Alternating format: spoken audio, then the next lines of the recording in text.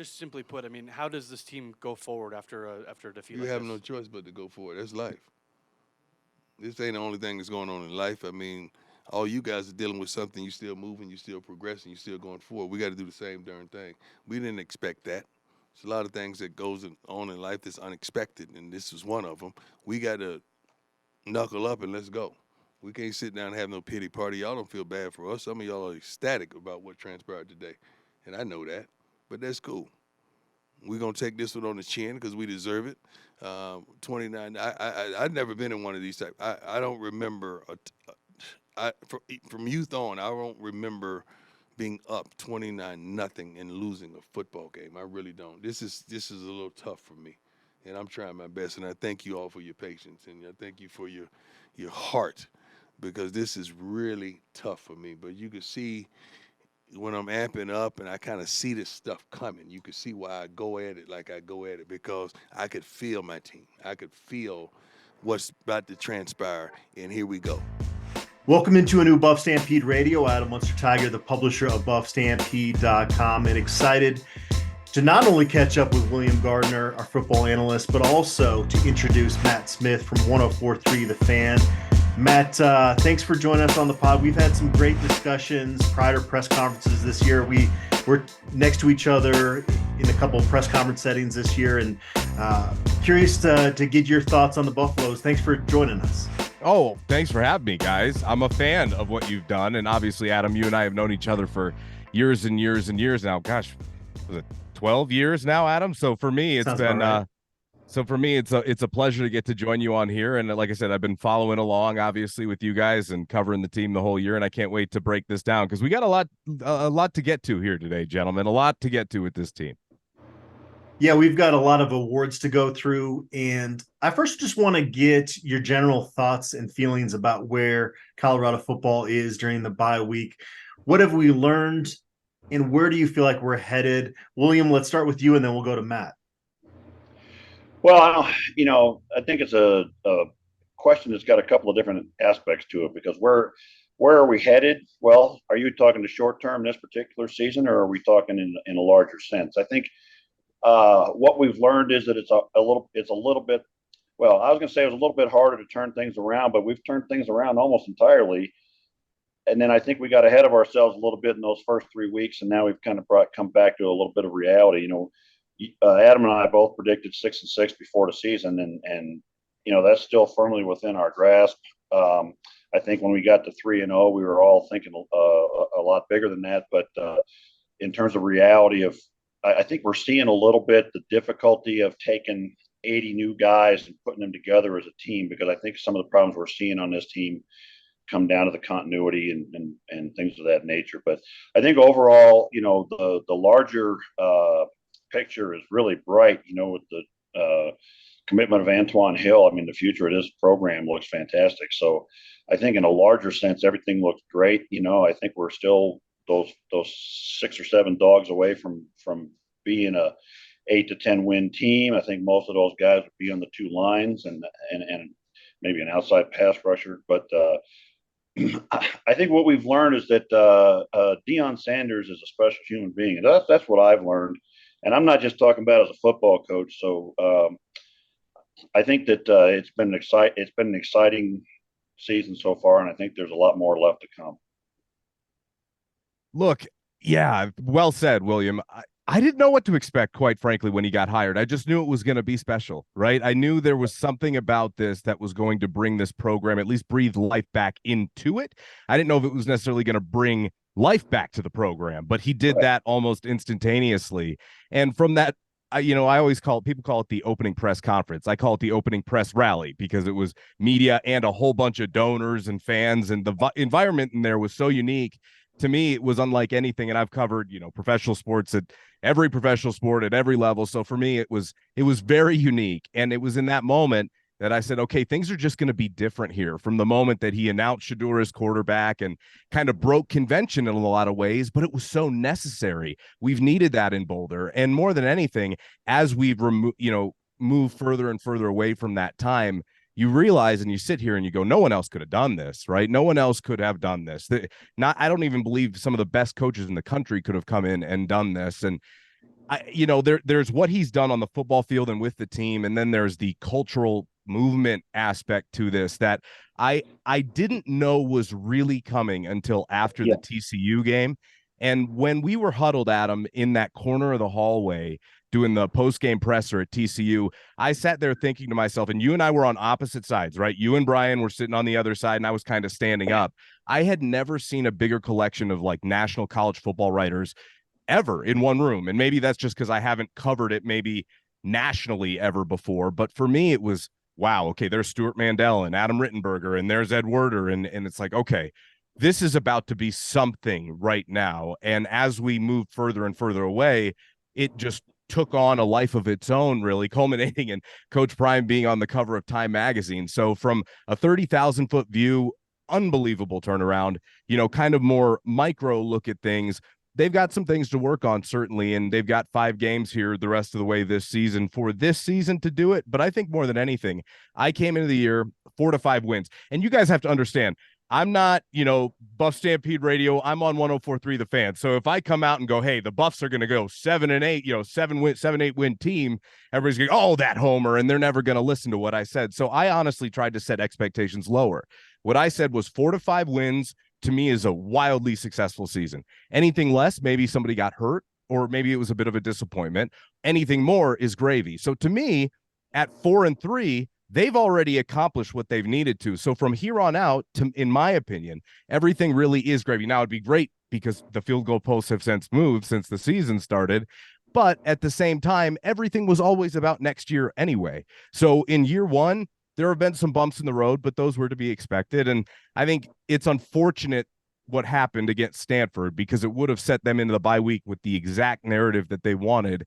But now they're sitting at 4-3, and maybe a wake-up call that, hey, look, this thing is just going to take a little bit more time than maybe some people would have hoped. Those are great points that you both made. And it is interesting how expectations have changed week to week with this football team based on week to week results. I think if you look back and you really just took the first 7 games in total, they probably played to the level of a 4-3 team, right? There were certain circumstances where they got maybe a little bit lucky, and certainly in the second half against Stanford, A.U. Maynor, just turned into the best receiver in the country out of nowhere. And so there's kind of both sides of that, but this is kind of where I expected them to be. Now, the overall attention that's come on Colorado, even after that initial press conference, it still has shocked me how many eyeballs have been on Colorado. Today's episode is brought to us by Macaulay Capital Fractional CFO Services. Is your business looking for financial guidance and support, but not yet big enough to hire a full-time CFO? Well, we have a solution for you. Hiring a fractional CFO who can work with your business on a part-time basis. You get the benefit of having a seasoned financial expert on your team without the commitment or expense of a full-time hire. And here's the best part. It's likely that a partnership with Macaulay Capital will be a win-win situation, meaning that your business will make more money from the guidance of a fractional CFO than the total cost of partnering with us. For more information or to set up a meeting, please visit MacaulayCapital.com. That's MCCAULEY Capital.com. It's crazy to have this optimistic view of things after what happened against Stanford, but yeah. Matt, what did your expectations change after the TCU game, though? You said 4 to 5 to go into the season. Yeah, I would imagine you saw this as a bowl team after that Saturday. Yeah, definitely I did, because I think at least at the beginning of the year, you looked at Arizona State and Arizona as very winnable games. And then maybe you get lucky and win one you're not supposed to here coming down the stretch. But also at the beginning of the year, you didn't know what UCLA was going to be with a freshman quarterback. You knew they had a good defense. What's the story with Utah and Cam Rising? Is he going to come back healthy? What's he going to look like, right? DJ Ungalele kind of had question marks heading into the year at Oregon State, and they have kind of steadily kept the ship moving up there, and they're close to the top 10 now. So yeah, unfortunately you blew the one at Stanford, and now it kind of puts you in a position where you might have to win 2 that you're not favored to win. But more than anything, Adam, this team, because of the great equalizer in college football being the quarterback, they have a chance because they have one of the best in the country. And that, to me, I think has been another pleasant surprise, right? Shedeur coming into the year, I knew was a good player. I knew could make every throw. My test of a good college quarterback is, can you sit on the opposite hash and fire a dart on the 15-yard out to the opposite sideline and put it to him right there? And he can do it on a line. Cepho, even, was a great player, but even by senior year struggled with that throw, right? And that's just a different level of arm talent, but he's accurate, man. And so when you have that type of player, I think it gives you a chance just about every single Saturday you play. But I think that's not the quarterback that Shedeur is. He's not the arm talent guy, although he does have that. What he has is the calmness and the leadership and the fact that he never gets frazzled, and he sees the field and he sees the defense and he finds the right guy and he makes those receivers look good, even though a lot of them are good to begin with. It's not necessarily his arm that's going to make him a lot of money in the game. It's up here that makes a great quarterback. You look at the Elways and you look at the Peyton Mannings and whatever. A lot of guys got an arm, but they ain't got nothing up here, right? Well, he's kind of the total package is kind of how I see him, which is why his prospects for the NFL level, I am really, really bullish on what he can do. Really, very much so.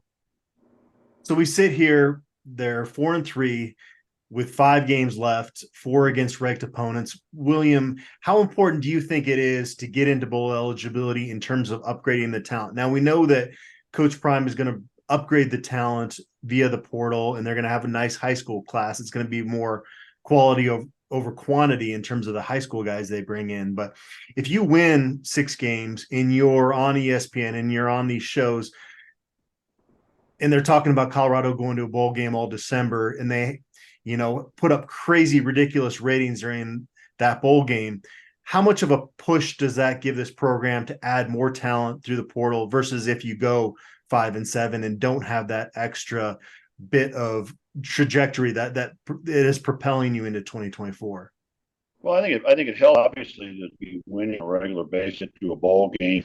In terms of the program, that extra 4 weeks of practices in that game is huge. But here's the thing: great recruiters don't need to win to recruit. Okay, and Coach Prime is going to go out and tell kids, if we're not winning those games, he's going to say, you will be the one that makes the difference. If we are winning those games, he goes out and tells them, you get to come in and you're going to make us a championship level team from this point forward. I think it would be a huge letdown and a disappointment if they go 0-5. I don't think that's going to happen because that's not who Deion Sanders is. They're going to find a way to win a couple.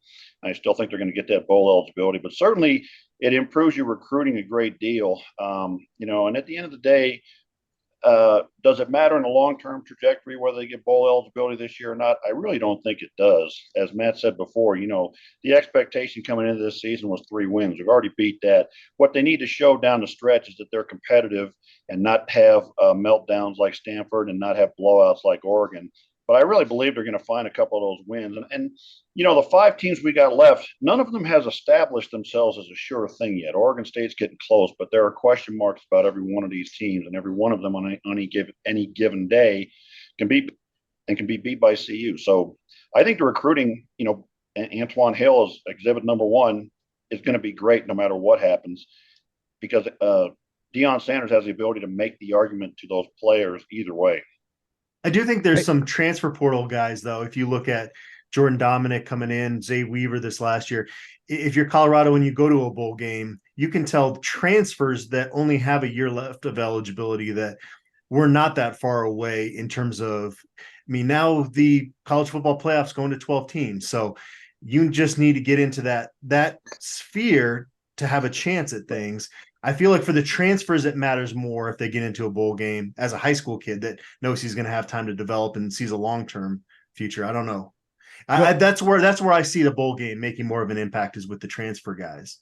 Yeah, to me, it's more staving off what William said, not going 0-5, right, and not ending the year with negative momentum. It's more about, hey, proving that Stanford, game was an aberration, and we can move past that against some better competition. Because if you do find a way to make a bowl game, that means you beat 2 teams you probably weren't supposed to, right? And if you do that, then I think you have a little bit more national redemption, because it's college football, guys. There's bumps in the road. People expect It's the first year coming off a 1-11 season, coming off of years and years and years of being in the mud. This program, it's not always going to look pretty. And certainly that one was really rough to have the biggest blown lead in school history. It's tough to make any excuses for that. And I think more than anything, that's a wake up to the coaching staff. And we can get into some of that. But William brought up Antoine Hill. And obviously, since you are, our recruiting guru here around campus, Adam, I wondered what your take on Antoine Hill committing was.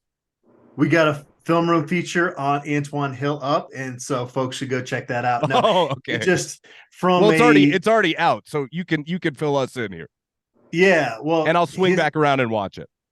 William had some great comments here as well. Just his size. I mean, this is a guy 6'5", 215 as a junior in high school that looks like he could strap it on and play quarterback at the Pac-12 level right now. And if he enrolls early in January of 2025, he's still going to be 17 years old. So he is a man-child, and there are some areas to refine in his game, but the efficiency, the calmness, just his overall game looks a lot like Shedeur Sanders. You hate to make that comparison because all these high school quarterbacks need to come in and have live bullets coming at them until you find out what they're really all about. But this is a huge get, and he embraced Colorado a lot on his visit. There's certain guys that they see Colorado as kind of a reservation. This is the best opportunity right now. I kind of like what they're doing, so I'm going to jump on board. Then there's those guys that seem like they come on their visit and they fully embrace everything that Colorado has to offer. And Coach Prime is certainly a big part of that. But Antoine Hill seems to be fully on board with the Buffs, and he can be a real catalyst for that 2025 class that could really open some eyes. William, share some of your thoughts that you did on AJ Hill. Well, I think he's, I've been around CU football, I hate to say it, but since 1978. But he's as big a quarterback recruit as I can remember since back in the late 80s when we got Sal and we got Darian Hagan and we got Cordell Stewart. He's that kind of a guy that you hang a program on. And I think moving forward, I saw a tweet from Talon Chandler said, well, this is who I'm going to be snapping the ball to for 4 years, right? And then that's exciting to guys. It's like now they know who our leader is, and we're going to go and get on board with that. So I think that when you have that quarterback, now you can go out to the offensive lineman and say, look, I need you to protect this guy, right? You can go out to the receivers and say, look, I got a guy who can get you the ball now, man. So a great quarterback is sort of the pin that puts it all together in a recruiting class, and it gives credibility. Not that Deion Sanders needs credibility, because Deion Sanders is a force of nature, frankly, like nothing I've really ever seen. And he's going to get what he's going to get, but it certainly doesn't hurt when you sign a guy like this. And like you said, what really stood out was how much he loved Colorado and how much he loved the coaching staff. And what he said was not football things, they're life things. What stood out to him and his parents was they're going to take care of my kid. And that's going to help in a lot of places. And people don't expect that from Deion Sanders. And that's because that's the part that I didn't know about him. Well, he is such a deep person beyond football that he really cares about these players. And I'll go back to that TU game at the end. I'm watching the wife, and I get a little emotional here, but he's doing an interview, and he's got Shedeur there, I had Travis Hunter there, and he had Dylan Edwards. And my wife, out of the blue, she says, he really loves kids. And you see it with no other information for watching that interview. And that's going to sell. Yeah, that works in the living room, right? I mean, it's hard to out-recruit Coach Prime. I can't imagine anyone else is better in the living room than he is. Across the country, I don't even know if you could find anybody. And then, of course, you've got a good staff under him of recruiters, and that's why I wanted your take, Adam. So that is exciting, Matt, because it's kind of like Elvis in the living room. I mean, that's right. Jesus. Yeah, that's right. That's right. That's good stuff. Thanks, Adam. Should we get into some midseason awards? Yeah, absolutely. Yeah, I think that's a good thing to do. I wanted to ask you guys your thoughts on just coming off the Stanford game more than anything. A week removed, how do you feel about everything that went down and maybe just the trajectory moving forward? That was one thing that I was curious about, because I've had some thoughts now, having a chance to have had a week to kind of think about it. But I wanted to hear what you guys thought. Well, I look at it from having coached a lot of time, and I really think that a failure like that in the second half comes down to the coaches, and I really think that there's a wake up call for the coaching staff to, a lot of kids went home. I guarantee you none of those coaches went anywhere, and there are some tough conversations had.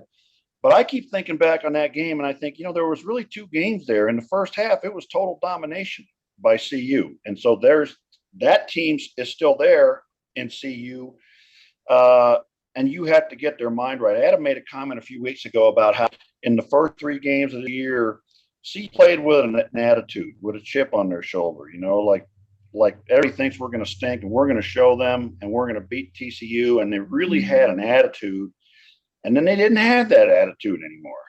And since they lost that sort of edge emotionally, they haven't really been the same team. They kind of got it back in the second half against Southern Cal, and they had it in the first against Stanford. But my take on this team is they don't deal with success very well, which probably sounds odd because most people think, oh, you got to deal with failure. But sometimes success can be a harsher thing to deal with than failure, and they need to figure out how to keep that fire going even when things are going well. I don't think that what happened in that second half changes my outlook. I guess if we'd been 5-2 going into this bye, I'd be looking 7 or 8 wins. But now I guess I'm still thinking we're going to get 6. So I don't know. I think there's a wake up call and some work to be done. Yeah, the reptile brain is kind of annoying at times. And I think, honestly, as Coach Prime said it after the game, that you can say it's 0-0 at halftime, but, we're all human. We got instincts, and they sleptwalk. They were sleepwalking in that second half. And there were some fluke deals in there. Omarion Cooper basically just falls down on the 97-yard play.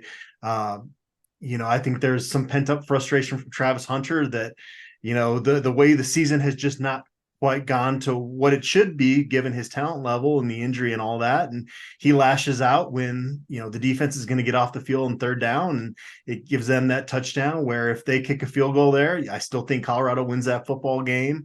Carter Stoutmeyer had, growing pains at the wrong time. And so I was shocked at the cornerback play rewatching that second half. This is one of the most talented units in the Pac-12, and they certainly didn't look like it for that half. But I do think it is partly human nature. And the great thing is that, there's a clutch gene within this program that if they can just wake up in time, and I really thought when Zay Weaver caught that long that long pass, that was the spark they were going to need to kind of wake back up and, okay, we're going to finish this out. But I really do think it was partly human nature.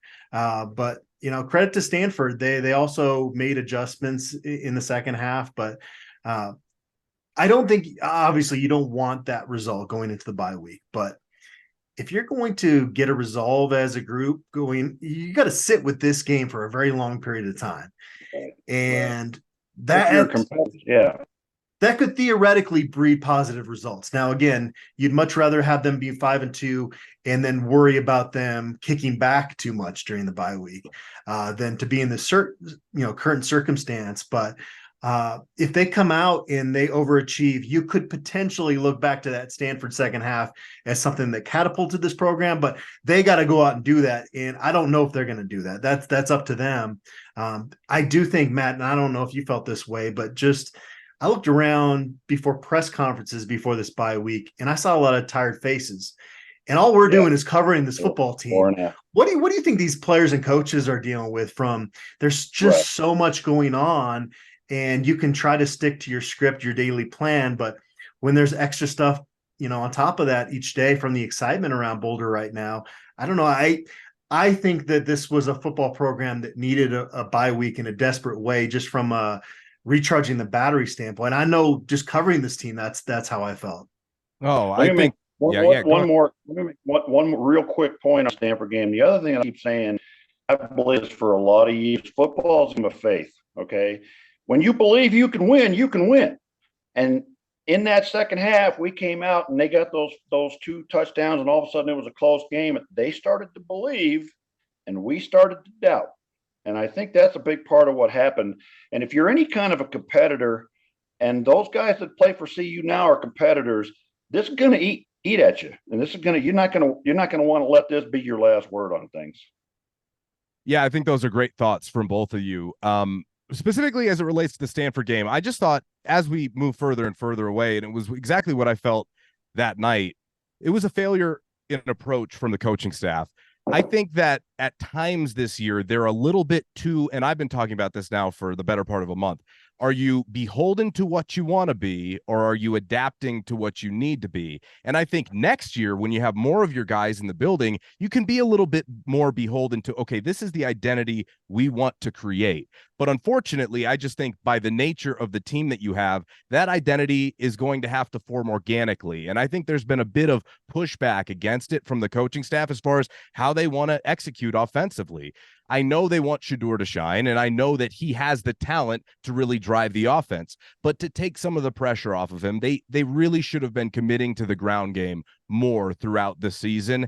And it showed up in a really big way in the second half because they didn't make adjustments. And it's kind of been a theme that we have heard from some of the members of the coaching staff the last several weeks. It's like, well, if it ain't broke, don't fix it. And I tend to agree with that, but you have to anticipate that Stanford down 29-0 is going to come out looking to at least give one last gasp, right? And you have to be able to shut that down.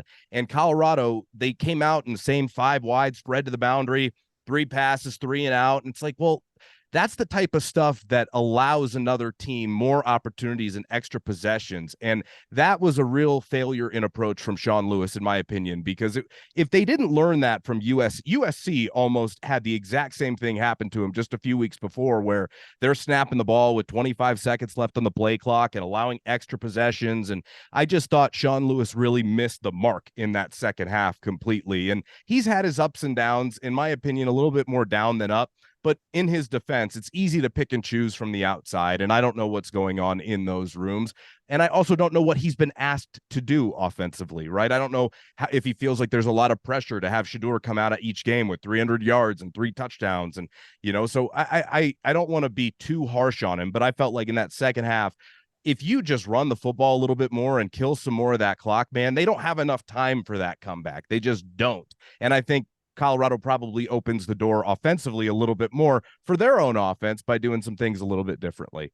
Well, and here's the maddening thing about it to me as a longtime line coach.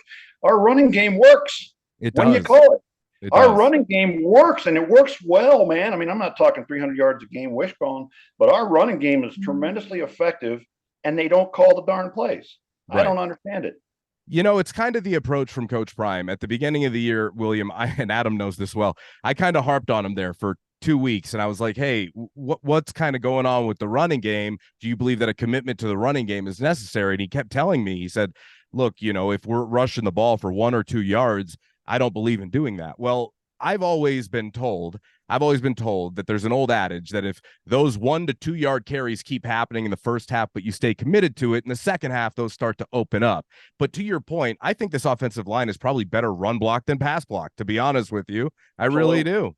Absolutely. So I just think I always push back on the people at the beginning of the year who said they can't run the ball. I'm like, they don't really try. They're not really trying to do it. And I think throughout, well, I'll tell you this, they cannot abstain from that the second half of the year and expect to win a bunch of these games against better teams with tough-nosed defense. Oregon State, Utah, Washington State, UCLA. You're going to have to run the football to win those games. So I would hope that there was a little bit of an evaluation of, okay, we're a little bit beholden to what we want to be instead of adapting to what we need to be. You also brought up the confidence level, William, about they're not the same team confidence-wise that they were heading into those first 3 games that they have been since.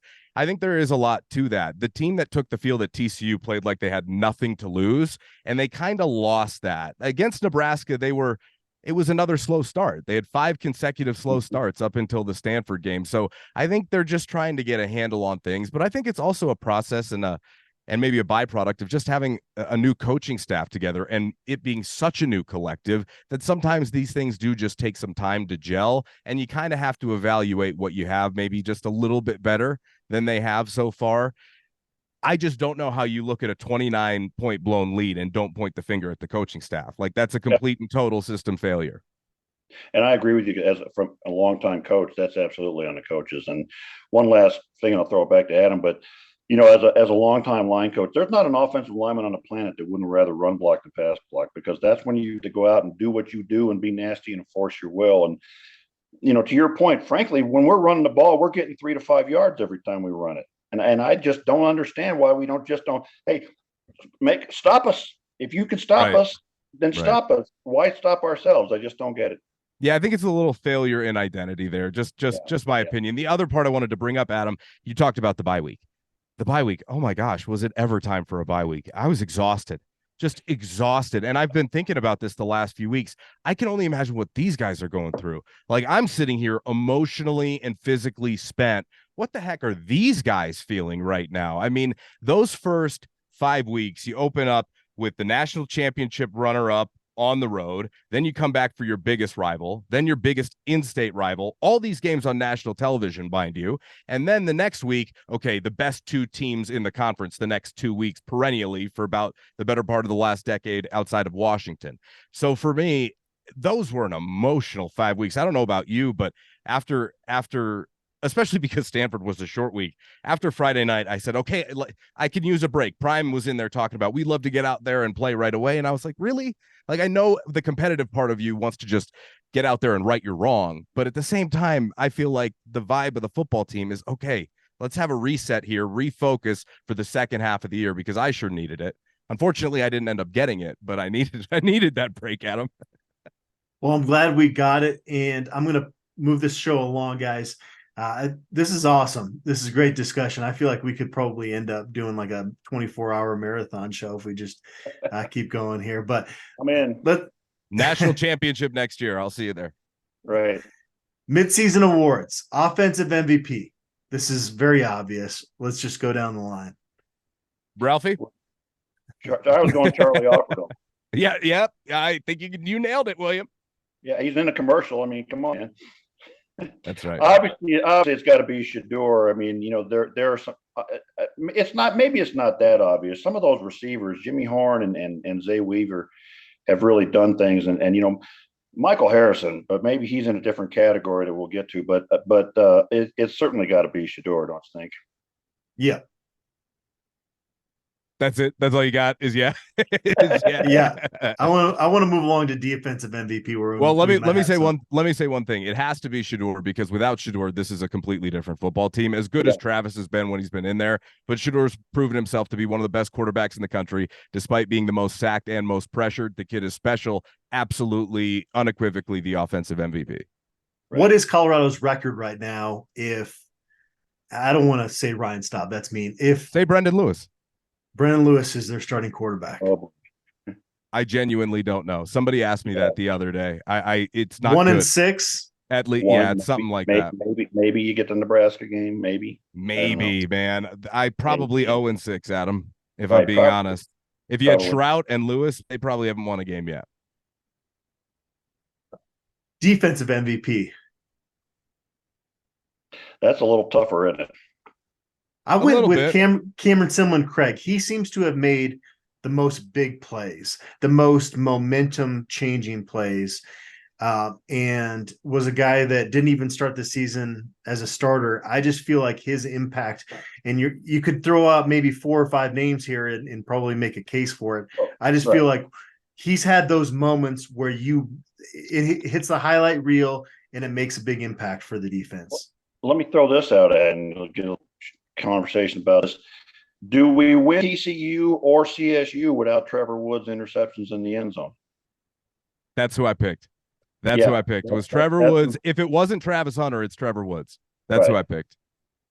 And Travis, I think, has just been out too much to otherwise he probably would be. And he going back to Stanford, he clearly was not the same guy against Stanford on defense that he was early in the season. There was clearly some rust there or something. I don't know. Especially after he got hit, guys. He got hurt. Yes. That hurt him. Like he even admitted on his podcast on Monday that he got his bell rung. Like you could tell in the second half, he kept holding his ribs. He was and I was like, that he just doesn't look right to me. So yeah, I agree. So I guess I'm going with Travis Woods. Travis Woods? Yeah. You sold me. You sold me on Travis Woods. All right. I like Trevor Woods. I'm going with Trevor Woods because of several big plays. And I think the unselfishness that he showed against Stanford to move to linebacker. Yeah. I don't know if they're going to keep it that way, but I thought that was pretty unselfish. Yeah, he doesn't look like a natural linebacker out there, but if you're trying to get your best 11 guys on defense, I don't hate it. I mean, if the linebackers were playing up to a certain level and Juju Mitchell was out there in active, then maybe I'd rather have Trevor Woods on the back end. And I don't know. Roderick Woods has gotten better every week. And Roderick Ward. They're not all related to Travis.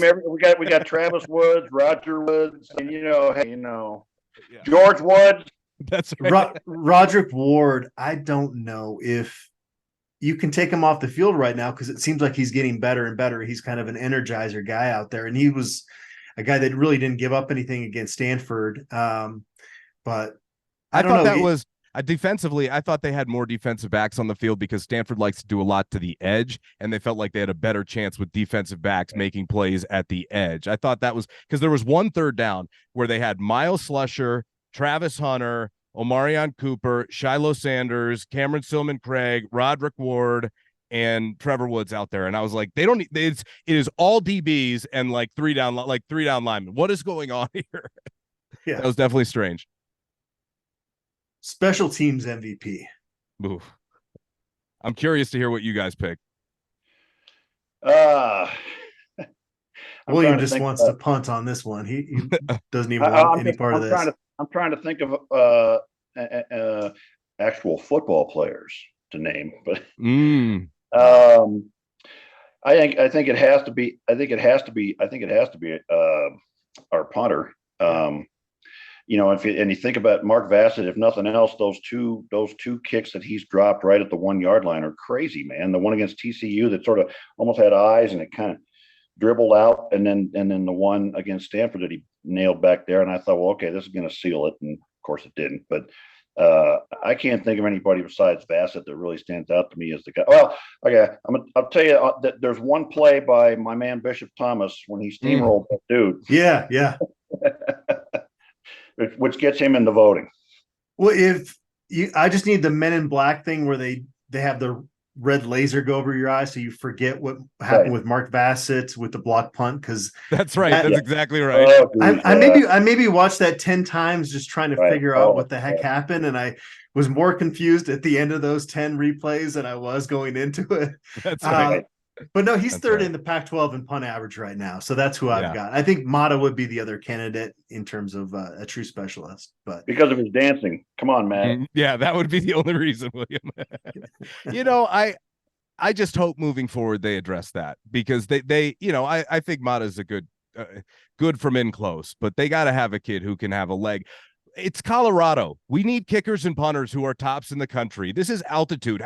That needs to be a priority in recruiting. I've been screaming about it for 10 years. Like, how is this not a place where kids want to come kick? I just think back to what Mason Crosby did and think, you don't want to be that guy? Like that, you can be that guy here. So I do actually hope that they really prioritize that recruiting moving forward. I really do. I just want to know where they got the long-haired frat kid to kick the kickoff out of bounds twice. He was their starting punter last year, wasn't he? Wasn't that it, Adam Palazzo? Oh, was that who that was? No, he's a walk-on. I never go after walk-ons. But didn't he punt last year? Last year? He did some place kicking. Yeah, that's right. Part of the kind of the mix there. But no, Yeah, each of those guys, when they hit it right, it looks The pretty. point is, he but- should never be in there, Adam. I don't care if he's a walk on. Right. He should never be in there. And if you want to achieve what you want to achieve and you want to compete for a national title next year, you need a kid who could step in and you can trust him from 45 to 50. You just do.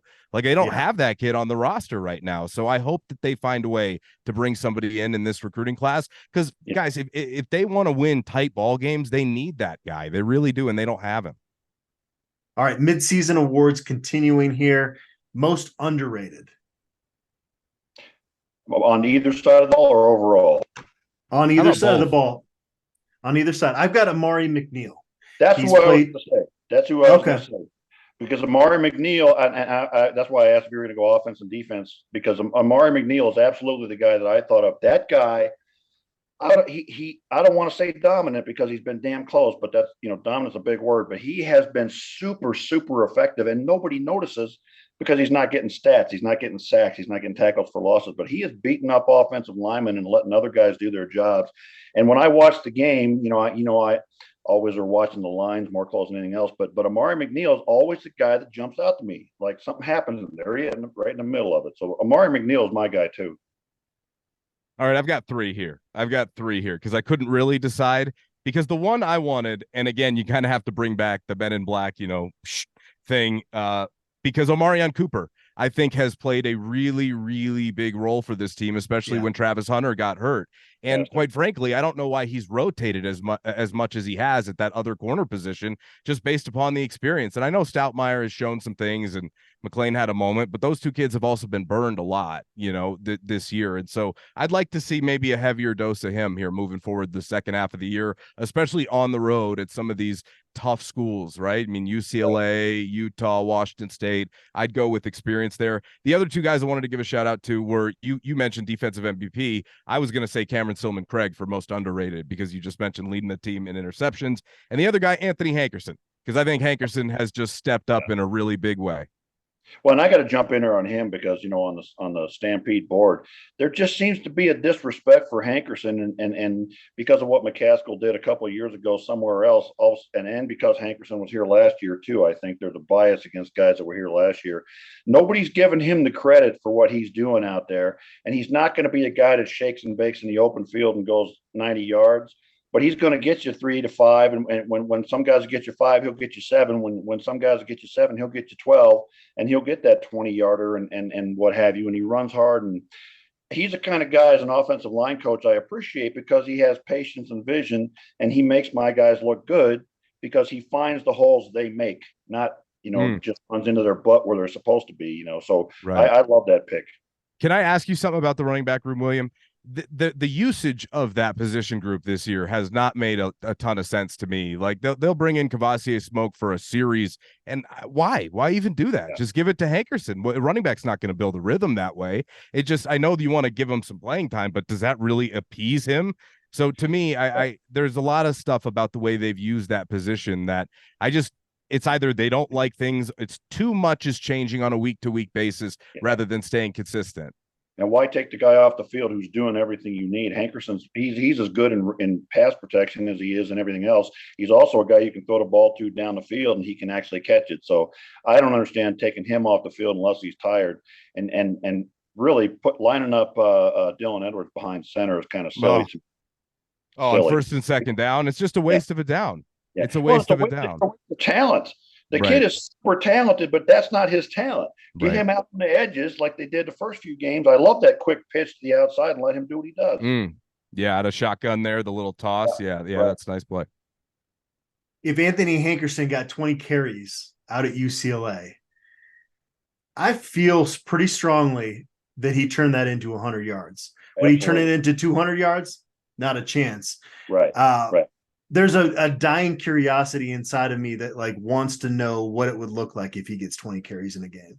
And what the offense would look like. That's what I really want to know, because it would take so much pressure off of Shedeur. They might not have their, huge chunk plays right away, but you set those up with maybe some play action game. Now, actually, what's interesting is I talked to Mark Schlereth about this because, I host with Stink. He's a colleague of mine at 104.3 The Fan. And I was asking him about, okay, so if you have a quarterback that's under pressure as much as Shedeur Sanders, but you're constantly in 5 wide and empty, spread out to the boundary, like what do you do? And he said, well, even if you have a running back in there, you really can't give opposing defenses many different looks because there's just a few concepts you could do with shotgun runs. So you're really not doing. So I think formationally and some of the things that they do offensively next year, I think they just need to mix in a little bit more variety as they continue to get more of their guys in the building.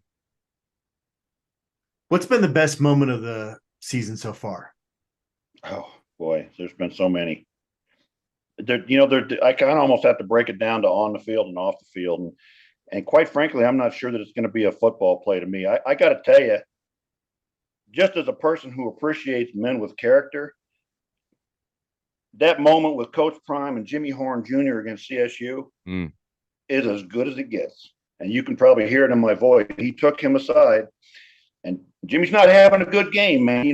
People think, oh, coaches, all they do is yell at him and drop the F-bomb on him. He took that kid aside, and he said, do it for your dad, because he's watching, and he calmed him down, and he had that great play. And combine that moment with Prime talking to him with the play that he made later, and that's for me, because it gets me right there. All right, so for me, it's got to be on the field, which I think that's great, and obviously those are amazing moments. I think there have been so many of them, William, it's almost become commonplace, but that just speaks more to who Coach Prime really is, right? That he actually has a genuine interest in these kids, knows their stories, knows the family, and a lot of coaches do, but there's a care level there that it's just obvious because he wears that on his sleeve. Like even Cormani, when he was being, given tough love to Cormani, that's all love. That's all love because he sees the potential. It was like Dad, Tony, you can't, you're not going out until you do your homework. That's right. You think you're hot stuff? Not anymore. Like this is a different level. It's a wake-up call. For me, it is the Travis Hunter interception at TCU because that's when you went, holy cow. Because I remember like my jaw was on the floor of the press box there in Fort Worth. I was like, wow. Because that changed the game, right? I think that saved the game. I don't know that they win if he doesn't make that play because TCU is about to march in for another score right there. And then I think the off the field one, and it's funny that you had that because I also had one, was I know you weren't there, Adam and William, but College Game Day coming to Boulder was amazing. I got the VIP, press pass for that. So I was on the stage with The Rock and Kirk and Lee, and that was amazing. And I got to jump in on that because that was my other one when Prime came out and The Rock, and The Rock's a showman, man. I mean, he gets on his knees and he's like, my man. And that's right. Prime is like their obvious close friendship and just the excitement of that moment with Coach Prime being I bet the whole country that watches football was watching that particular moment. And it's funny. You and I, man, we got to go drinking because I think we got the same eye for things.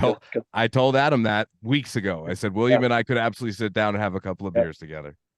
But yeah, no, that was really cool. Being there for that moment, I'm very blessed to say that I was there for that moment because I've never seen anything like it. I never thought I'd see anything like it at CU. And that whole day with big noon kickoff and College Game Day and then 10 million people at night, that is definitely off the field wise, my best moment. Yeah, I think for me on the field, it was when the clock hit 0 on that Nebraska game. They're going to play out in Lincoln next year.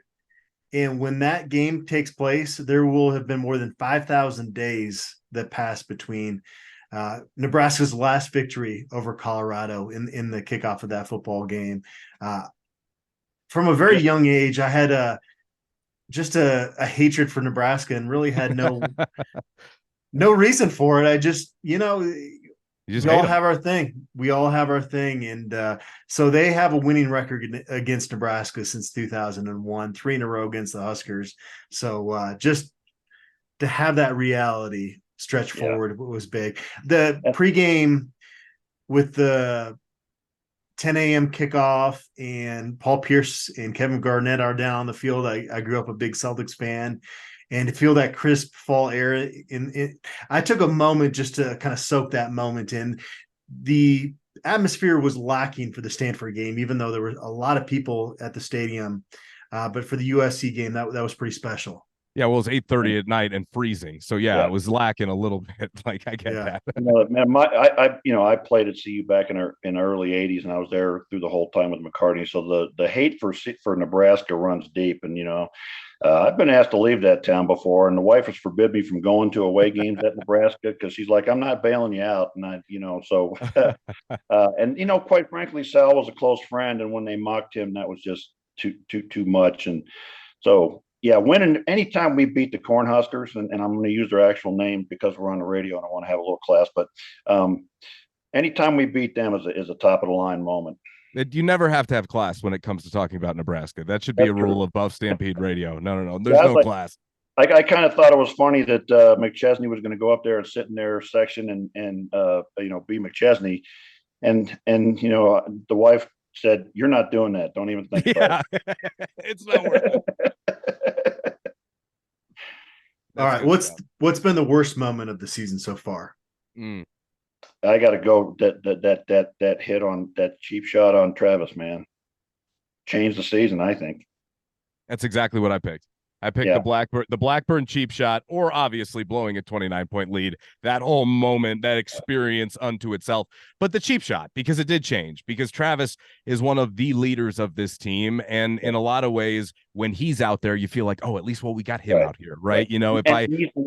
And people believe in him. They believe that he's kind of like, he's our guy. We follow him. Yeah. How about you?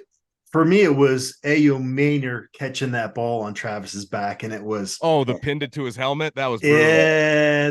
This just destiny's falling in line with Stanford here tonight, and here we go. So all the positive podcasts we could have done this last week and a half just ruined. Mm-hmm. Oh, it would have been such a positive vibe, 5-2, and it would have been a lot of fun. And so that sinking feeling in my stomach of, oh yeah, this is not going to be CU's night. That's one of those plays as a coach. I've seen those kinds of plays, and you just like, we pack it in. We'll come back next week and try again, man, because this is not our night. Right. Yeah, no, that was a good one, Adam.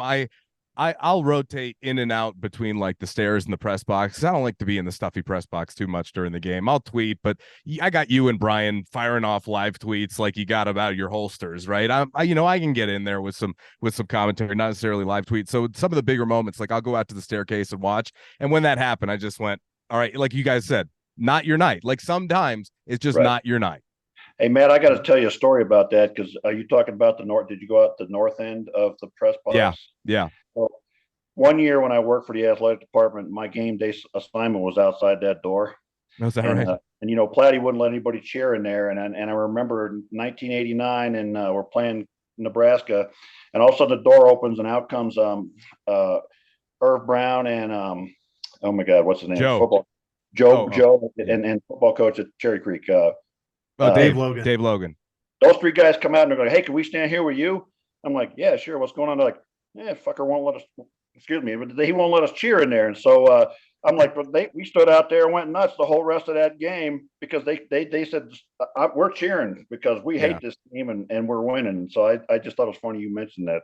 Yeah, absolutely. Well, it's great because you kind of get out of the, the press box. You just kind of open air. But yeah, you could also, say whatever you want. So that's good stuff too. Yeah. Who are we looking at for second half breakout candidates?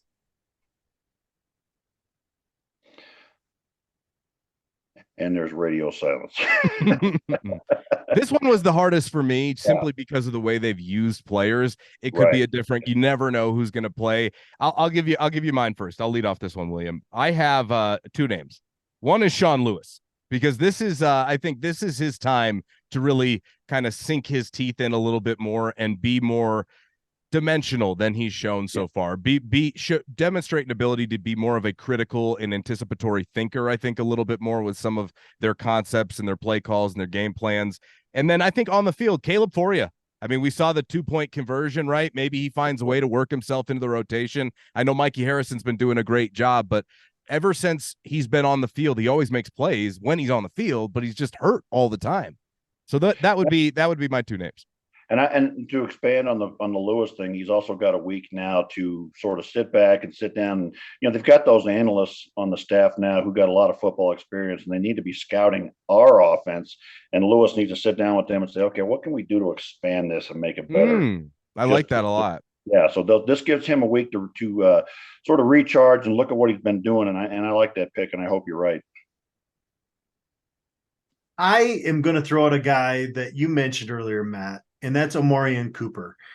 This was a guy that even in the Oregon game, when they're getting boat raced, not for a second did I ever question that guy's motive. And he was playing 100 miles an hour, and he's had a few moments that have not gone his way, that falling down on that 97. That's that position. I want to see Omarion Cooper out there 100% of the time at corner. I just think that he is their second best corner, Travis Hunter obviously being the first. And you could theoretically sit Carter Stoutmeyer out the rest of the season and redshirt him. Or maybe you think he's going to be 3 years into the pros and you want to continue to get him reps in some of these games. And that wouldn't shock me. That's probably the more likely scenario, but I just want to see Omarion Cooper out there 100% of the time going forward. And the other breakout candidate would be, if he's out there, Juju Mitchell has a chance to lead the Pac-12 in tackles down the stretch because he's that type of talent, but we haven't really gotten a clear understanding of what happened there. And certainly his past history leads you to think it, based on Coach Prime's answer, that it's disciplinary. But he's a guy that I was really enjoying watching play football right before that Arizona State game when he mysteriously got pulled out of the lineup. Yeah, I guess I would expand on that. And it's interesting you say him because the two names I got will play a little bit off of that. But I'm glad you said Omarion Cooper because that's going to make my guy less sort of when I was thinking about this, the guy I first thought of is Jordan Dominic, who's not really a breakout because he had a good first part of the season, but he's been that close so many times to getting a sack or to turning the pressure into something more. And I just really feel like he's at the point of almost exploding and coming this second half of the season, he might get enough sacks to really make a difference for us. And then the other guy who really came on late, didn't play early was Brendan Gant. And maybe that's part of the reason why Juju Mitchell's not playing is because Gant's playing so well. And I think the linebacker coach said after that one of those games, he said, I didn't pull Gant out because he was doing so well. Why pull a guy when he's doing well? You know who I wanted to answer, guys? I wanted to answer Alton McCaskill. That's who I wanted to answer. I really did. And I felt like breakout. It's like, okay, who do we not know about yet? And that's why I picked for you. But that was who I wanted to answer was McCaskill, because I do believe that there is something to continually getting him involved, but it takes a bigger commit. If you're going to rush a ball 12 to 15 times with the running backs, it's hard to get guys carries. I'd like to see that change over the back half of the year to just relieve some pressure on Shedeur more than anything. But he's got to be able to pass protect too, because you can't signal to the defense that you're going to give him the ball, right? You can't put him out there if he can't pass protect, because now every time you put him out there, they know he's getting it. He should be able to, though. He's a big dude. I mean, he should be able to. But you go back to Philip Lindsay and guys like that, and it's not always it's the size of the size of the dog, not the size of the dog in the fight. If anybody knows that, William, it's me, right, Adam? Yeah. Some of the best blocking I ever saw was from Philip Lindsay. I love that kid. I bet Coach Flea would just fall asleep at night replaying Anthony Hankerson's takedown. Who was that of during preseason? He took down a big defensive tackle in pass protection. That I think that is part of why Hankerson got this early opportunity. Shane Coates. Good answer. That's right. That's another. Yes. Yeah. I was going to say that's another good answer for breakout candidate too. Yeah, absolutely. Shane Coates has been he would be a good answer for the underappreciated, because he has also been a guy that's at the ball every single time. When who was it? Old man stuff here. Well, anyway, when the sack against I don't know. Anyway, move. His best game was USC. I thought he started to play pretty well against USC. Yeah. Did Ralphie leave our chat? No, she's still there. So I've been asked a lot the last couple weeks with these different radio interviews they do in national areas, Omaha, all over the place. And they want to stir up controversy with Colorado. And the number one thing they ask is Travis Hunter and what a disservice they're doing by playing him both ways. And they were waiting for that one moment where he showed some weakness, and it happened in the Stanford game. But Matt, you mentioned that he took a big shot. If there wasn't a bye week and he had an opportunity to get his conditioning, I would say maybe dial the reps back a little bit going out to UCLA. I don't know, maybe gauge it off his performance this week in practice. I think he's more valuable being a full-time member of cornerback right now, based on what we saw in the second half of the Stanford game. How would you guys both like to see him utilized, if he's healthy the next 5 games? William, you take this one. That's why I sat back, because I feel like you got a good answer for this. Well, I look at the first 2.5 games and the amount that he was playing in those games, and look, there was no problems, man. There were no problems until that cheap shot from Henry Blackburn. There was no downside to playing him that much. Now, is what happened with Blackburn, what happens if you play enough times, you're going to get hit like that. I mean, he got hit like that against Stanford too, but I don't see a downside to playing him a lot. Obviously we've got a lot of talent in receiver. We got a lot of talent at cornerback, but he's clearly game changing on both sides of the ball. So I think they need to get back to finding ways to use him like we did. He was as big a part of that TCU win as anybody on the field, because he was such a weapon on both sides of the ball. When we needed a first down, he was there. His ball skills are just ridiculous on both sides of the ball. So you kind of got to have him on the field. And until we get that level of talent like a Georgia or Alabama or something like that, you just can't afford to take the guy off the field. And I don't think we're doing him a disservice. I think if anybody's questioning how we're using Travis Hunter with regards to his own health, I think they're being stupid, because if just look at Coach Prime talking to the team, and he got that text from Travis saying, "I'm playing. I'm not taking no for an answer." And Coach Prime says, "Your health means more to me than winning a football game." Straight out, clear, perfect. No equivocation or anything about it. He said it, and then he meant it, and he held him out. So clearly, Travis Hunter's health is of prime importance to this coaching staff, and so anybody making that argument, like you said, they're just trying to stir up controversy and trying to poke something that's not there. Yeah, I don't have any issue with it. Prime wouldn't put him in that position if he felt like it was unsafe. First of all, that I wholeheartedly believe. Second of all, Travis is just a different breed, and I don't think people really understand that. This is a kid who wants that. Right. And even if it's, detrimental, like Prime said, or like Travis said after the CSU game, he probably would have gone back in there if the doctors hadn't stopped him. But He just has that motor. He can do it.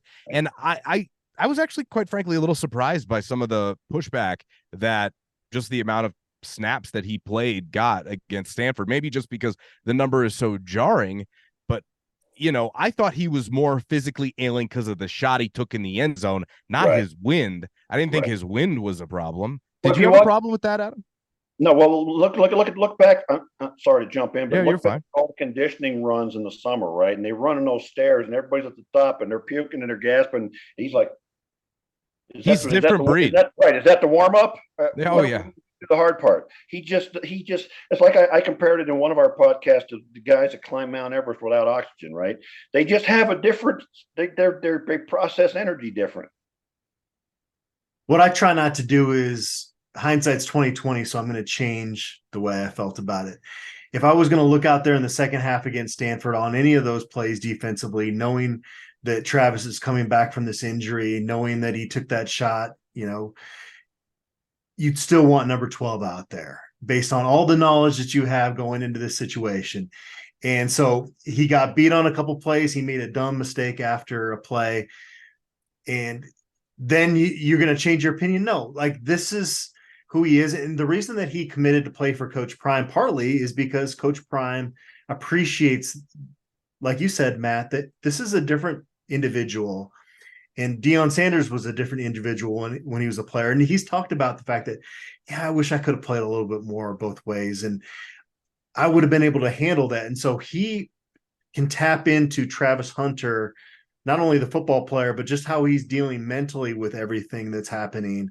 so much better than anybody. And so that marriage between the two of them and the fact that Travis has, become like a son to Coach Prime is just an awesome story. But that is, if you're Coach Prime, you gotta trust his instincts with Travis Hunter and not second guess things. Okay, if they catch a fluke ball on his helmet, or he makes a stupid mistake after a third down play in terms of retaliating. But any of those plays, had you asked me who I'd want out there at that cornerback spot, it was number 12. So it would kind of be silly to come back and criticize his coaching staff in hindsight.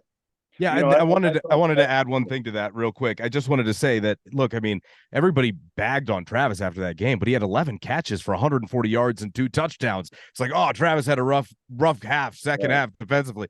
Kid had, 11 balls, 140 yards, 2 touchdowns. That's an amazing day for just about any receiver. The other part of it is, look, I mean, this is why Coach Prime didn't want him back early, because the amount of expectation on him to be that dude is just different than it is on even a Xavier Weaver, right? No, Travis has to be perfect. Otherwise, he had a bad game. That was kind of one of the things that Prime was trying to tell us heading into that week. It was like, well, look, if we keep listening to outside, that means we have to listen to everything. So I don't even think they pay that any mind. Sorry, William. And everybody, everybody makes, hell, I saw John Elway come out of the huddle and line up behind the guard one time. We're not going to play him because he made a mistake. I mean, great players do great things, and sometimes they do boneheaded things. So what? You keep on going. And part of the reason why great players sometimes have great mistakes is because they go that extra little, they're going to try to make that play that other guys aren't going to try to make, and sometimes it doesn't work. But there was nothing about that game. That wide receiver for Stanford had the game of his life. And I guarantee you match him up against Travis Hunter again, and that guy won't catch a ball. I would maybe Travis take those is that odds. kind of competitor. Yeah, he's that kind of competitor. So exactly. I believe it. Exactly. Let's close out here. And Matt, you suggested this topic, and I think it's a great one. You posed the question, what has the Coach Prime era experience been like for us personally? Let's start with you, Matt, since you suggested this. I'm curious what your thoughts are here. William, then we'll go to you and then me. What has the Coach Prime experience, the beginning of this era meant for me personally? Look, I'm from Chicago originally, right? Moved out here, been out here most of my life. I remember going to CU games when I was 6 years old. And that was fun, but I was too young to really grasp, what being good in college football meant. In fact, most of my adult life, they've been awful. And outside of covering the team in 2016 with that magical year, no one had those expectations of that team heading in. And certainly no one has had expectations of this team coming in. So they get a free pass for all intents and purposes. Like, even if they went 0-5, it's still a rousing success. They can't have that type of losing streak next year. For me personally, it's been a lot of fun because this has, like I said, kind of been the free pass here. We're getting to know Deion Sanders, who's an all-time great athlete. And for you and I, Adam, having had a chance to be around him quite a bit, it's been very, very fun to cover. But he's also been the most unique cover of my entire career, just based upon access and personality. And, I'll give him a lot of credit because a lot of great players and Michael Irvin brought this up, don't have patience. He has a lot of patience because these guys get asked the same repetitive questions. And I would just say, look, I appreciate the question, but I've been asked that 1,000 times. Let's move on. That's just kind of who I am. I wouldn't have the patience for it. But he sits there and he treats everyone with the same level of respect until you disrespect him or he feels disrespected.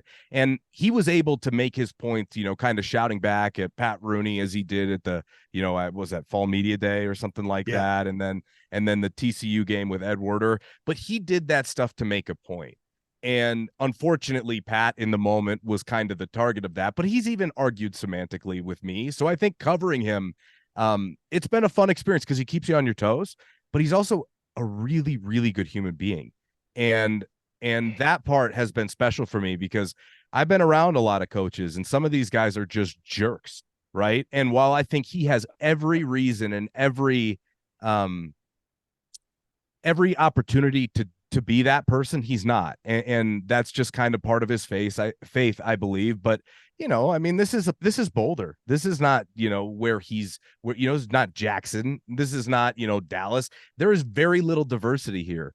And that was kind of one of the things that a lot of people were raising questions about, well, how is Boulder going to receive him? And I kept saying, Boulder needs this. Like, I'm from the inner city of Chicago, so I grew up in a very diverse, environment from a lot of people who live around here. They don't, like he talked about, there's a lot more African-American people around a lot of the time. And you see the games and it's just a different vibe and a different culture. And this is what Boulder's needed for a long time. So for me personally, it's been really special getting a chance to kind of get to know a little bit Dion, even though he keeps us at an arm's reach. That would be my only thing that I hope moving forward is that we have a little bit more opportunity to kind of get to know him, but I know he doesn't have time for any of that. So it's kind of a double-edged sword because I'd like to know more. And I'd like to have the opportunity to ask him more so I could know more about his philosophies and kind of what he believes in as far as football and his ideology. But I'm happy with what we get, and it's been a lot of fun. But I do know that the price of poker goes up next year. So as fun as this season has been, real expectation sets in at the beginning of next season, and they've got to have that thing strapped on, ready to go week 1 in the Big 12.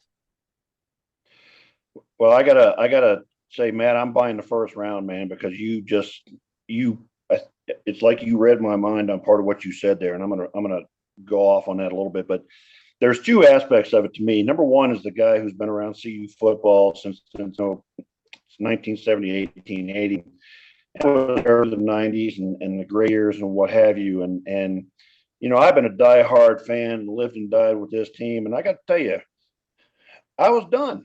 I was done, man. At the end of last season, I was done. And the wife said, "You're not going to games anymore because it's not good for you. This is not good for you. We're going to do something else." And I was done with it because what had become of this program was so hopeless and so bad.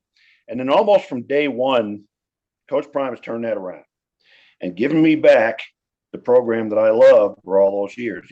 We're not winning 10 games, 11 games, but it's fun, man, and it's joyful. And one of the things that stands out to me about Coach Prime is that he approaches everything in life with joy. And you talked about, even when people disrespect him, he returns respect back to them, but he holds them accountable. He doesn't do it by calling names and what have you, but the other thing that really struck me, what you said, is he's such a good person. And I had no idea this was the kind of man he was. All I knew was prime time and the persona.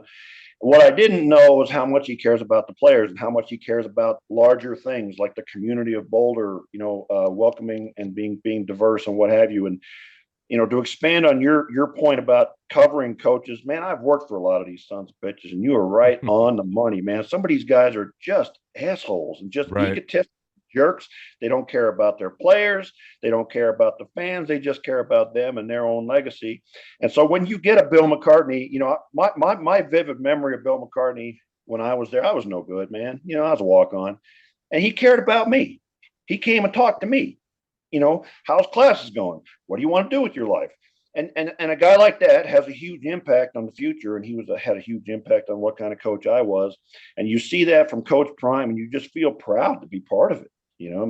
I'm not out there on the field, but I'm proud to have this guy representing the university that I love so much and the team that I love so much. So to have a guy who, is doing it the right way, and just has that kind of class and decency and intelligence, and I love how he handles everything. And I think also Deion Sanders is probably one of the greatest football players in the history of the sport. And yet, he has an ego, but that's not what he's about. And he will see where he's making mistakes and will learn from it and do things better and do things differently. And that's why I think it's going to get even better in the second half of the season, because I think he sits back and takes a look and goes, okay, there's things we got to do differently and do better. And he doesn't just go, Matt, you've probably seen this. Adam, you've seen this. A lot of these coaches, hey, it's my way, man. We would do it my way. And whether we're winning or losing, we're going to keep on doing it my way because that's all I know how to do. And I think that what he's brought to this program and the way he's put us on like you said, nobody else, Saban couldn't have done this. No.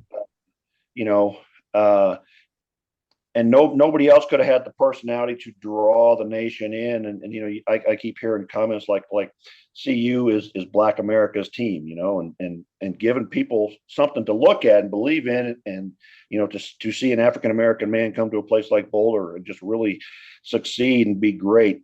There are so many different levels to this that are so good and so positive, and I'm proud to be part of it. The other thing I want to add before you respond, Adam, is the other amazing part that we haven't even touched on is the fact that we get to see all of it behind the scenes. Like, how about the fact that he has kicked convention to the curb and opened up transparency? Now, of course, there are some things that they don't include in there, right? But most of it they do. And so many coaches are, no, you can't see what's behind the curtain. And that's the total opposite. What's even funnier is he shoots down some of the people that are his naysayers and the quote unquote haters. Those people would be questioning what's going on behind the scenes if they didn't have a chance to see it. And because he puts it out there, you can't say anything, man, because here it is for everyone to see. And that part of it has been really unique and really special. And the last thing I'll add is the fact that I've become completely desensitized and normalized to whoever and whatever you could bring in. Like, you could bring in anybody short of Tom Cruise to Folsom Field. I'd be like, all right, yeah, so that makes sense, right? Like that is definitely a first for me as a CU supporter here. Yeah, Matt, you're almost down there, and my wife's like, "That's Matthew McConaughey," and then she go like later on, she's like, "Who's Sabathia guy?" I'm like, "That's right, CC Sabathia, right?" Honey, be quiet. He's only like one of the best baseball players ever. So, Matt, you'd be surprised to go cover a CU practice and not see somebody famous or a Hall of Famer just walking around. That's become the norm now, and it's just ridiculous. It's wild. It's wild. You step into the press conferences and you're like, okay, I'm on camera. That was the really funny thing. And we were talking to some of the Amazon documentary guys, and I cannot wait to watch season 2 of Coach Prime, because they were telling us that, William, I don't know if you know this, but after the first 2 wins, Amazon dumped a whole bunch of more money into the documentary. So they added more episodes. They added more cameras. Those guys were telling us they get there at 6 a.m. and they don't leave every day until 10 p.m. So they're pretty much there constantly. And you'll see guys in the press conferences with cameras that are like strapped around their chest, coming up over the top, these stabilizers. It's going to be really cool to see that. They've got some incredible footage. Has that come out at all yet? Not yet. No, I did an interview with them, and I'm thinking that I got a chance to get on the documentary. And then I start to see The Rock filter through Boulder, and I start to see all these celebrities. I'm like, you know, there's a pretty good chance that that I might get cut. Yeah. Who's this guy? Munsterteiger? Nah. What was he in? What movie was it? No, get him out of here. Yeah. We'll be in there though in the press conferences. We'll definitely be in the doc. I'd be surprised if we weren't. I mean, it's like you and I and Brian and a couple of other people that are constantly around, but it's a tight inner circle, I would say. Yeah. It's funny though. I was just the other day by week, and I'm looking at my phone, and the storage is about to get filled up from all these interviews we do during the season. So I'm going back and deleting photos, and I start to get back to the beginning of last season, and man, there were some dark memories in there. And I'm thinking back to October 1st, and I'm seeing some pictures in there of that breakfast that I was probably just miserable at, because I'm going to cover Colorado play down in Tucson at Arizona. And no offense to Carl Durrell, I've said this many times. I would pick him to be my neighbor. He's a good person, but just not a guy that's going to inspire your neighbor. Just not going to inspire college athletes to get the best out of them. Oh, that was a great line. And then October 2nd, Brian Howell and I hadn't slept more than about an hour flying back from Arizona. We covered the press conference, and Brian asked Phil DiStefano about the transfer situation in terms of the fact they can't get guys into this program to compete with the teams they're competing with on the field. And his answer went to JUCO, and it just wasn't the proper answer to that question. And Brian and I are out in the hallway, and we're looking at each other thinking, it does not matter who the next head coach is here. This is set up to fail no matter who takes over. So to go from that moment, October 2nd, to mid-December, now you've got this pilot program, and now you can bring in guys into this program that can help you compete. They brought in the nation's top-ranked recruiting class in terms of the transfers based on these changes that were implemented when in October we didn't think that was a possibility. So to go from that to Coach Prime to seeing basically a program on life support go to being the center of attention world. There was no way to fully absorb all this stuff. It was just too much coming at a very fast rate. But those few moments when you had a second to fully grasp some of it, it was just incredible to see folks that have suffered so long, and then to go out to TCU. It wasn't so much at Oregon because Eugene's a little bit harder to travel to, but then to go down to ASU and all you see is Buffs gear literally everywhere you look. You couldn't turn your head some direction in the airport and not see a CU hat or a CU shirt. And I mean, even coming back from Dallas. Yeah, I was just about to say, coming back from Dallas is that way. I had the fight song in the gate area because DeStefano was on that plane. I was on that plane. I had to switch planes, and I raced right from the stadium at TCU to the airport. They had the fight song, and then they had the fight song when we landed on the plane. It felt like I've told a lot of people, it's felt like the Twilight Zone, but I'm getting used to it now. I am starting to get a little desensitized to it now. My youngest brother lives in Turkey. He's there for 20 years, and he wears a CU shirt now. And he says in the last, everywhere he goes, people, can you get one of those? In Switzerland. That's great. That's awesome. So it's great. And, that takes a little bit of the bad taste out of the mouth about Stanford. But, like you said, Matt, as this continues to progress, the expectations ramp up. And so there's less of that just happy to be there type of feeling. Yeah. And so that's going to change. But if you just somehow get to 6 wins, if anybody's saying a negative thing, you just kind of deflect that because of where this program was, just a year ago.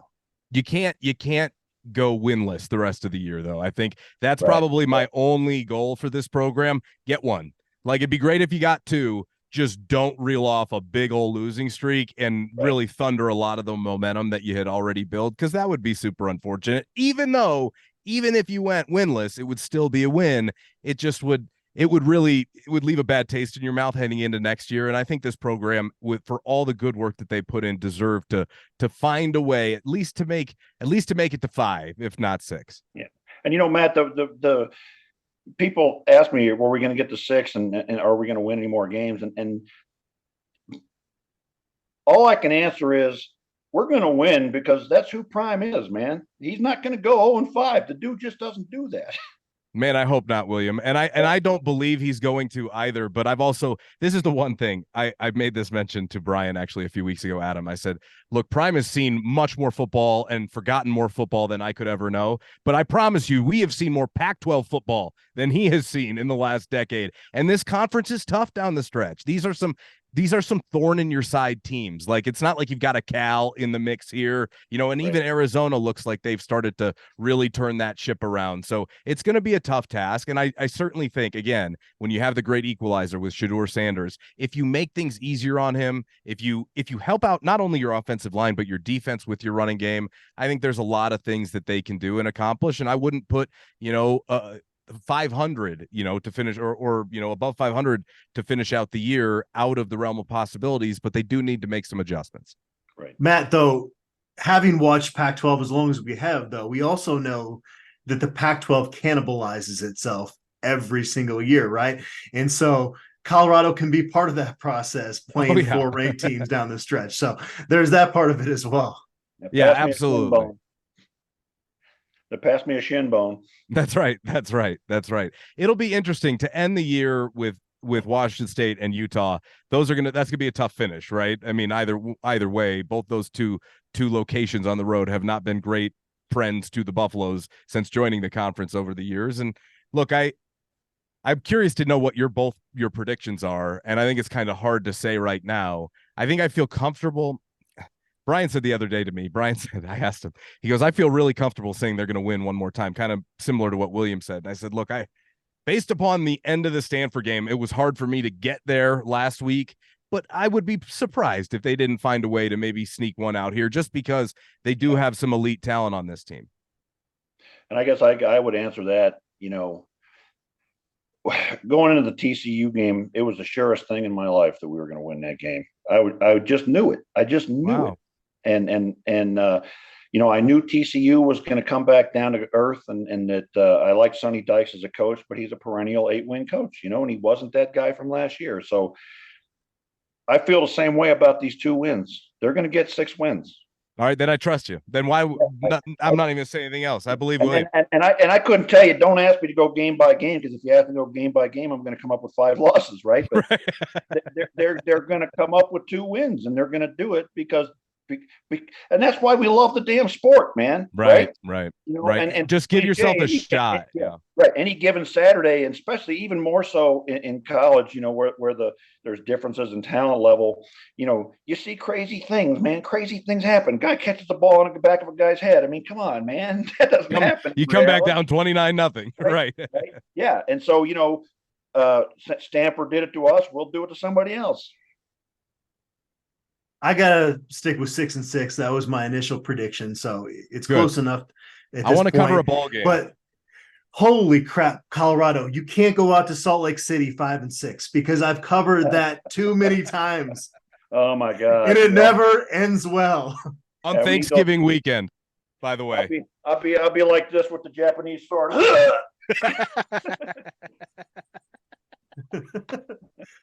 That's awesome. This was a lot of fun, guys. Definitely. Yeah, thanks for having me on, gentlemen. I really appreciate have the opportunity to join you. Let's find a time and let's get that beer, maybe after the season or something. Sounds like a plan. We'll do it when we're getting ready for a bowl game, because I want one more trip to travel. I want one more travel trip. That's right. Adam knows I enjoy my road trip, so I make a day of it for myself. Matt was just floating around on a pool for a whole 24-hour period at his Airbnb, it sounds like. So he knows how to take advantage of these road trips. I'm looking for one thing to do. As I told you, Adam, I've got all of Friday in LA next week. Like, I'm trying to figure out do I go see Lakers Suns? I've covered the NBA for years. I've seen LeBron, not to be that guy, but I've seen LeBron and KD tons of times. For me, it's like, you're in California, go do something different. So right. I'm open for suggestions. Manhattan Beach is usually where I end up going from LAX, and you don't even have to be a big runner, but like just to walk along the beach, or there's a boardwalk there. It's a pretty awesome place. There's good places for lunch. You know, usually you don't check into your hotel till 3 or 4, and so that's usually where I head straight from LAX and just get a little beach vibes going. And didn't Nate Now's close that deli out there? Didn't Nate Now's close? I think I read that. That's one of my favorite Jewish delis out there. Love to hit delis because we don't have any good ones here in Colorado. Yeah, we're not solid tacos and burritos though out there. And then what I usually do is I go find my hotel and then just avoid the traffic the rest of the time. Sounds like a good plan. I might go out to the coast in Malibu. That sounds like, you could be down there, with the peasants at Manhattan Beach, and I'll be up there in Malibu. I'm staying closer to Pasadena though. I told you I'm flying into Burbank, so I don't even have to deal with LA because that is one city. If I never had to go back to, I'd be just fine. Yeah, LA. When I was back in the Navy, all my friends were African American guys. We were stationed down at Miramar in San Diego, and when the riots were happening up in LA, they were like, "Hey man, let's go up to LA. We'll take you up to LA." And I'm like, "Yeah, I'm not going up to LA with you guys. You're gonna kick me out of the car and leave me there." You were stationed at Miramar? You were stationed at Top Gun? At Top Gun? I worked at Top Gun for 1 year. But prior to that, I worked on F-14 fighters, so I was with a regular squadron for a while, and then finished out for a year at Top Gun. That is the coolest thing. I will absolutely let you pay for the first round, and I'll cover the second. I can't wait to pick your brain. My grandfather actually was a captain in the Navy. He was on the Enterprise, I believe. Yeah, I was on the Lincoln at USS. There you Lincoln. go. There you go. Well, not only did we Top Gun. That would be the first line on my business card. I spent 1 year working at Top Gun. Sorry, Adam, well, go ahead. Actually, the wife and I rewatched the original Top Gun movie, and there's one scene in there where you can actually see my hangar and my squadron. So cool. And I paused it and I said, because I was in when that was filmed, I said, I'm in that picture. That's so cool. I'm in that building. That is my favorite movie. That's my favorite movie of all time. So I absolutely love that. And the second one, they've retired the F-14s long ago, and we're kind of going off the deep end here, but. All right. That second Top Gun brought tears to my eyes, especially when they got in that F-14 fighter, and I said, I know every switch in that plane. Oh, that's awesome! I love that. Yeah, we'll save the rest for a beer, William. We'll save the rest for a beer. And somebody get some food to that buffalo. Those that tuned in today got bi-week reflections, and they got to see the budding of a beautiful friendship. And there you go. That, I'm happy. Okay, that sounds great. I can't wait. That's awesome. Always a pleasure. Always a pleasure. Thanks for having me, gentlemen. All right, guys. Thank you. And let's do this again once the season ends, the three of us, because this was a lot of fun. We can revisit some of these topics as we get to the end of the campaign. Sound good? Sounds like a plan. Hopefully that's in January. Hopefully that is in January. Sign me up for that, William. I'm with you. All right. Thanks, William. Thanks, Matt. All right. And thanks everybody out there for tuning in.